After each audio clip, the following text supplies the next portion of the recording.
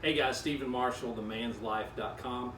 A lot of you have been reaching out asking me what type of warm-up should you do before your workout. So some people are big on having a specific warm-up for specific types of workouts. Like if you're doing a leg warm-up or a leg workout that day, you'd be leg heavy in your warm-ups. If you're doing an upper body workout, you'd be upper body heavy in your warm-up, and that's fine. But that's not typically how I roll. I have a general warm-up that I do before every session that includes both upper body and lower body. Now, if I'm just doing an upper body session like I am today, I may cut that warm-up a little bit short to knock out some of the lower body stuff, but I generally like to do it for two reasons. Number one, it does give me a better warm-up. It gets my joints lubricated, it gets my heart rate elevated a bit, and gets me ready to do a lot of work. But then the other reason is it enhances my mobility. The more that I do these warm-ups, the better my mobility gets and the better my mobility stays.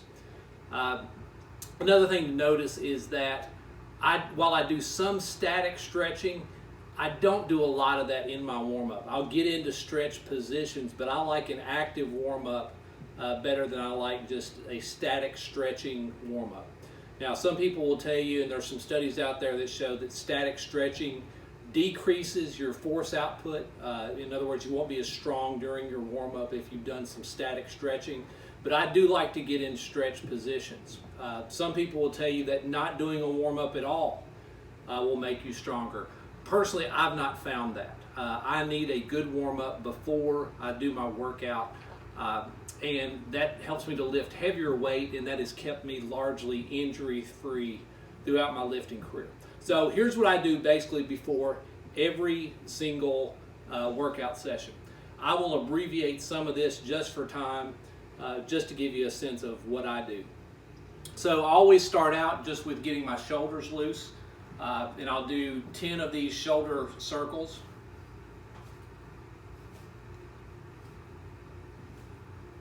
I'll do 10 of those and I go both directions. So once I've done 10 both ways, then I'm doing these.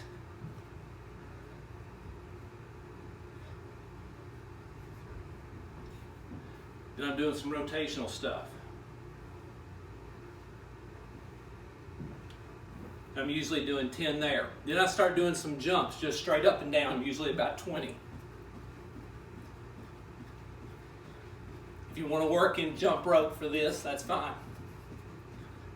And then I do some jumping jacks.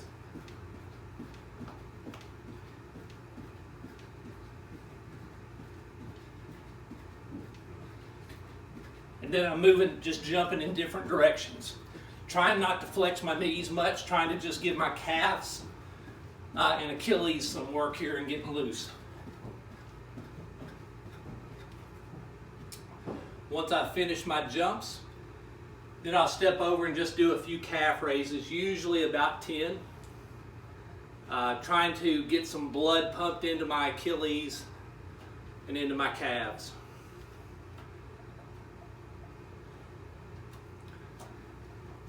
I'm 46 and I still like to do explosive work like some jumps and power cleans.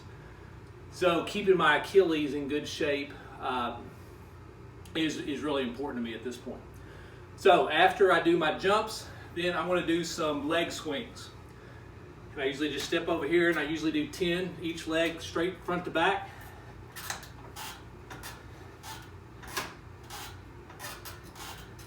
And I'm trying to keep my leg pretty straight as I do those. And I'll do both legs.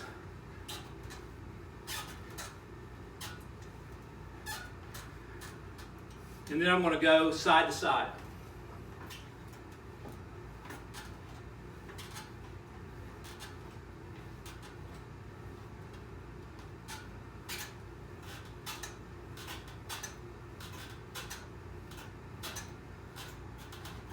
Again, keeping my legs straight as I do that.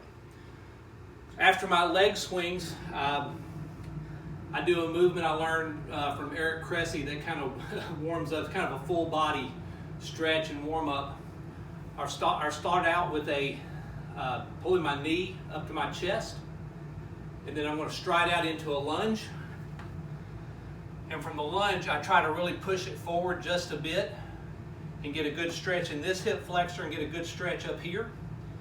And then from this position, I'm simply going to push back.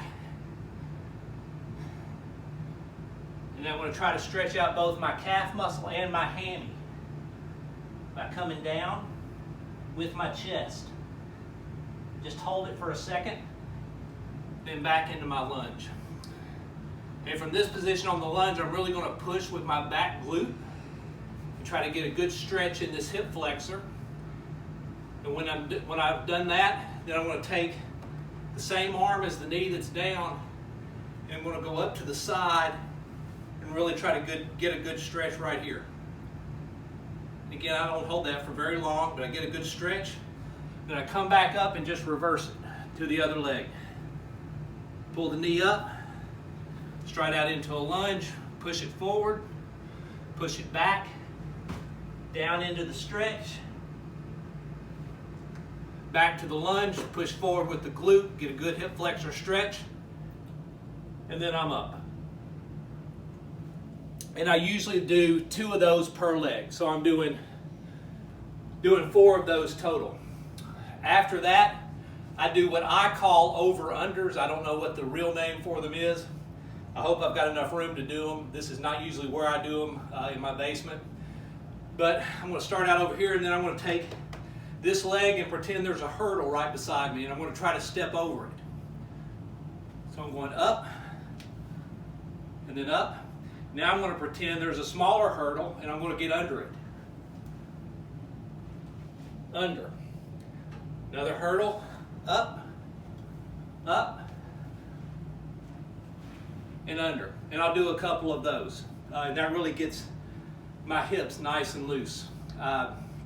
After that, I usually do what's called some eccentric isometric bodyweight squats. I'll do typically 5 of those, where I go down to a 4 count, hold it for a 4 count, and then back up. So 1, 2, 3, 1, 1, 2, 3, 1, back up. And I'll do 5 of those. 1, 2, 3, 1, 1, 2, 3, 1, and back up. Usually do 5 of those. Try to get my hips ready to squat and just kind of try to keep my mobility there and get some blood flowing in that area. Next thing, and I learned this from Joe DeFranco, part of his Limber 11. Highly suggest that you check it out on YouTube if you haven't already. But I'm going to spread out wide. I'm going to put my legs up, and then I'm just going to rotate my hips from side to side. Take my hips this way, and as my hips go that way, notice my head is facing this arm, and I'm trying to get a good stretch all the way through here. So there's 1, and then reverse it. 2, 3, 4. I'll usually do 8 of those. And then once I finish with those, I go straight into another move where, also part of DeFranco's Limber 11, where I'm going to try to get a good stretch in my lower back and then flow right over into another stretch in my hammies and lower leg. Looks something like this.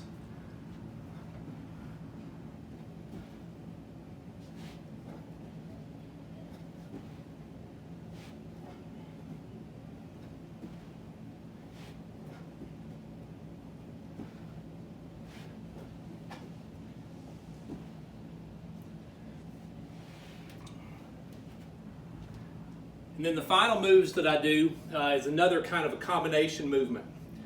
And it's another full body stretch movement. I'll jump down into push-up position. And from here, I'm going to go into the yoga move downward dog. And really focus on keeping my heels on the ground and get a good stretch in my calf. And then get a good stretch in these shoulders. Hold that for about a 5 count. And then I'm going to upward facing dog. Really try to get some bend in my back, my upper back. Back to downward, hold it, then to upward. And from there, try to do some scap push-ups, about 5. And from there, down on my knees, push back, and really try to get some stretch in my shoulders. Coming up, again trying to get some stretch in my back, back down, back up, then on my knees again, some scap work. And then from here, I'm going to go up on my toes, lift that leg up, and then lunge out. Okay? I'm in a deep lunge position here, and I'm going to try to get my forearm down to the ground. Now I'm not going to push it too hard, I'm going to ease into it, so wherever I start out is where I start. And from here, I'm going to get a good stretch right here.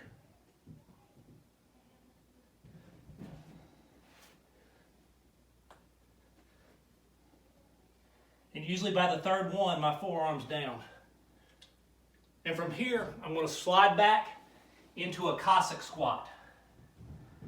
Okay, trying to get a good squat, good stretch right here. Then I'm going back. I'm going to use my other leg. Forearm down. Thoracic stretch.